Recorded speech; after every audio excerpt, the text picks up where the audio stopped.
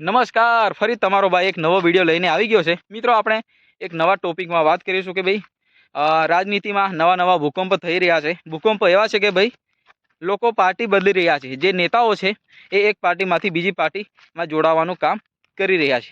મિત્રો એ નેતાઓને ક્યાંક ને ક્યાંક ઓફરો આવતી હોય છે અને ક્યાંક ને ક્યાંક પૈસા ફેંકવામાં આવતા હોય છે, એવું લોકોનું જણાવવાનું છે।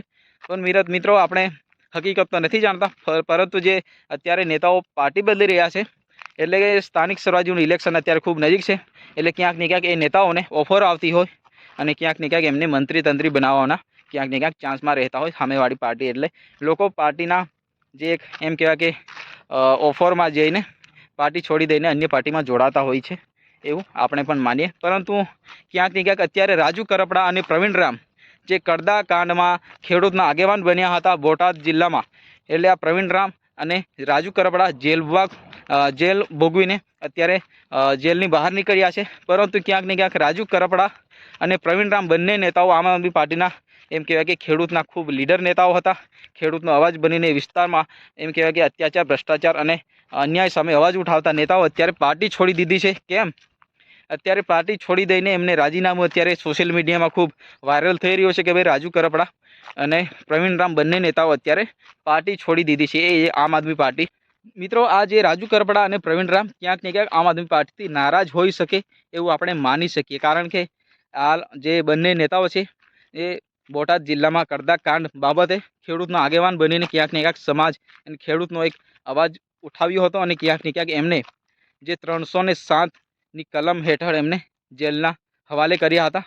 મિત્રો ક્યાંક ને ક્યાંક આમને સરકારી અધિકારીઓને ધમકાવવા, ડરાવવાનો એક એમ કહેવાય કે કલમ લાગી, આઈપીસી કલમની હેઠળ એમને જેલનો હવાલો એમ કહેવાય કે જેલ ભોગ કરવો પડ્યો। પરંતુ અત્યારે ફરી એ જેલની બહાર આવ્યા છે અને ક્યાંક ને ક્યાંક જેલની બહાર આવતા જ ખૂબ મોટો આમ આદમી પાર્ટીને ઝટકો થયો છે। તો મિત્રો જેલની બહાર આવતા જ આ નેતાઓ આમ આદમી પાર્ટી અલવિદા કરી છે, આમ આદમી પાર્ટી છોડી દીધી છે। હવે અન્ય પાર્ટીમાં જોડાશે તો આવનારો સમય બતાવશે, પરંતુ ફિલહાલ અત્યારે જે આમ આદમી પાર્ટીમાં એમને છેડો ફાડ્યો છે અને ક્યાંક ને ક્યાંક હવે એ સૌરાષ્ટ્રના બોટાદ એરિયામાં, બોટાદ જિલ્લામાં, સુરેન્દ્રનગરમાં ક્યાંક ને ક્યાંક આમ આદમી પાર્ટીને ખૂબ મોટો ઝટકો લાગવાનો છે, કારણ કે આમ આદમી પાર્ટીથી નારાજ આ નેતાઓ હવે આમ આદમી પાર્ટીને અલવિદા કરી છે।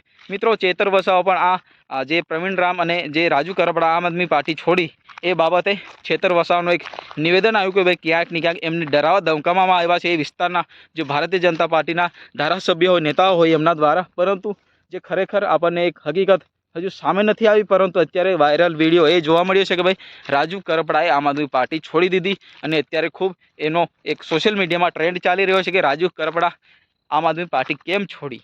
એ સૌરાષ્ટ્ર એરિયાના જે ખેડૂતોના ખૂબ લીડર નેતાઓ હતા, પરંતુ ક્યાંક ને ક્યાંક આમ આદમી પાર્ટીથી નારાજ થઈને આ રાજુ કરપડાએ આમ આદમી છોડી છે।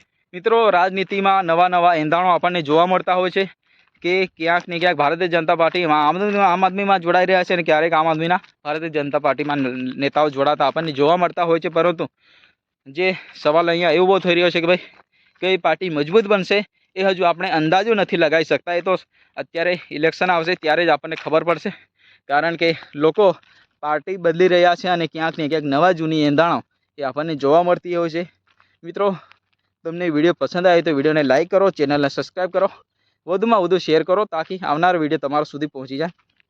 એક લાઇક તો બનતા હે દોસ્તો। ચલો મળીએ નેક્સ્ટ વિડીયોમાં, ત્યાં સુધી જય હિન્દ, વંદે માતરમ।